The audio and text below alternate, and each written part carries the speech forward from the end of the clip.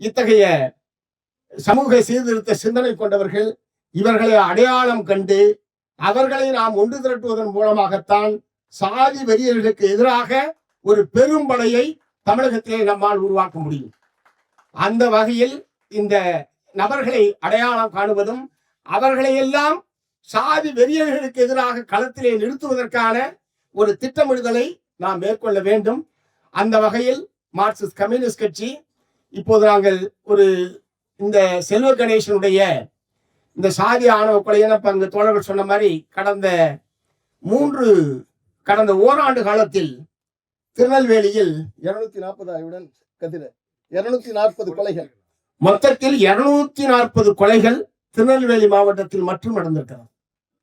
அங்க என்ன நடக்குதுன்னே தெரியல.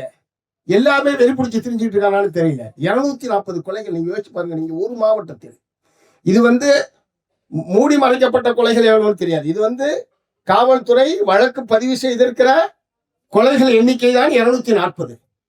நீங்க வேற எங்கேயாவது இது மாதிரி யோசிச்சு பாருங்க. யாராவது ஒரு நிம்மதியா போயிட்டு திரும்பி வந்துருவான்றதுக்கான உத்தரவாதம் ஏதாவது இருக்க முடியுமா?